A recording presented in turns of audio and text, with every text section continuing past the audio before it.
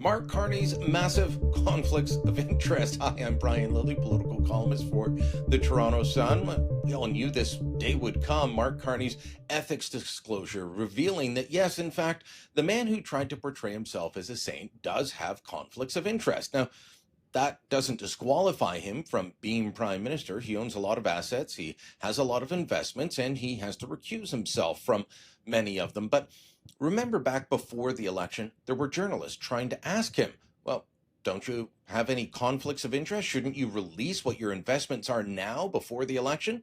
And Carney just wanted to shut it down. He didn't even want to entertain or say, look, we'll deal with it when the time comes. He denied there was even the possibility that he, St. Mark of Carney, could have a conflict of interest. Are serving as Prime Minister now, with Canadians not being aware of what potential conflicts of interest you sought to avoid. What possible conflict would you have, Stephanie? Stephanie, I'm complying with the rules. I'm complying with the rules in advance. Point final. Are you saying you are not opposed to any conflict of interest? Yes. Someone spent most of his time in life in the private sector. There's no possible conflict of interest in your assets.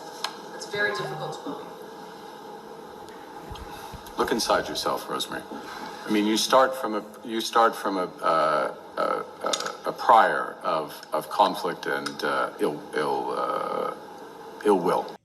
Well, that was March, and this is July. And now the documents are out. We know the truth. Carney has 103 companies or entities, such as mutual funds, that he has to recuse himself on. That means if they're discussing anything in the government, at cabinet, what have you, where he or these companies could potentially benefit, he has to stand up, leave the room, let other people make the decisions. Some of these are massive funds, like the two that he set up, the green technology funds that he set up for Brookfield, worth $15 billion and $10 billion. They have a lot of assets and a lot of issues that government might deal with. There's companies like Westinghouse or companies like Stripe, the online payments processing firm, that could have been subject to the digital services tax that he just got rid of.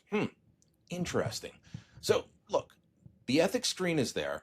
We know what the conflicts of interest are now. We can deal with it. But remember, Mark Carney's been talking about how we need to invest more in Canada. We need to be elbows up. We need to build the strongest economy in the G7, and that's what he's going to do. But where did he put his money when he was just looking out for himself? I scanned through the hundreds of companies he was invested in that all went into his blind trust, so we don't know if he still owns them or not. Neither does he, or at least he shouldn't. But it was interesting to see. American banks like Bank of America, it's on there. Well, so is Citigroup, so is JP Morgan Chase, so is Fifth Third Bank Corp, and a number of other smaller banks. They're all in this document. And no Canadian banks, though. No TD, no Royal, no Scotiabank, CIBC, etc. They're not there. What about airlines? Well, he's invested in American Airlines, Delta, United, Southwest. No Canadian airlines. This is a giant amount of stocks that he's invested in, hundreds of companies, and very little Canadian content. That tells you that Mark Carney wasn't betting on Canada until he got the job as Prime Minister, but he wanted us to bet on him. How he's going to do over the next little while, we'll have to wait and see.